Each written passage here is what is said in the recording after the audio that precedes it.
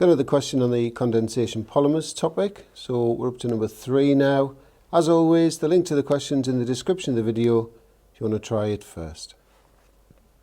Okay, so we'll make a start. So as well as being hydrolyzed, this polymer can be broken down by sunlight because the C double bond O can absorb sunlight. It makes it vibrate more and it will break down as a result. It weakens the structure. Moving on to the next part. So when this polyester is hydrolyzed with aqueous acid, compound B is formed. So basically, how does this break down? Well, we need to break all these ester bonds here.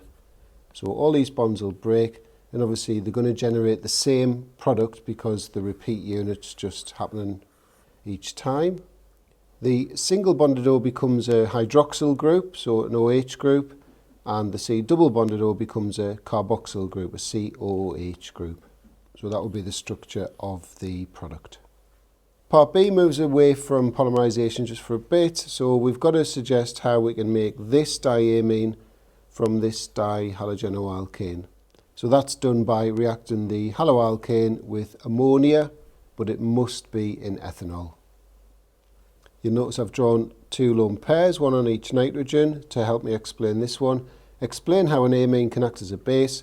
There's a lone pair on the nitrogen which can accept an H plus ion, and it forms a coordinate bond as a result.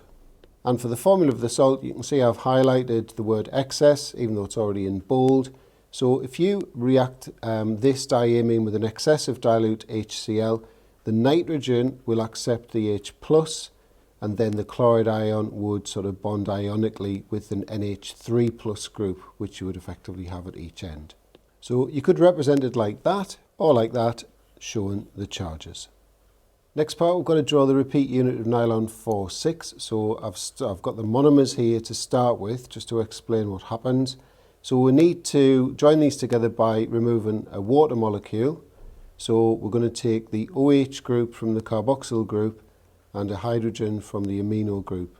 So we need to take that there. That's obviously going to form a water molecule there. We take that off there, and we take that hydrogen off there, which gives us that. So part C now, we've got to hydrolyze this protein with aqueous HCl. So the bond that breaks now is this amide bond, or peptide bond you call it when it's a protein. So we'll break that there, and that there. The NH part turns into an NH2 group, and this C double bond O into a carboxyl group. But the thing to bear in mind here is we're doing it with HCl, it's an acid. So remember, like we said in the previous question where the amine group was acting as a base, there's H plus ions present, so the nitrogen can then accept an H plus. So we've got nitrogen here and here, and we've also got one there. So these are going to become NH3 plus groups, and we'll factor in the chloride ion from the acid, so it'll become, like it did before, NH3 plus Cl minus.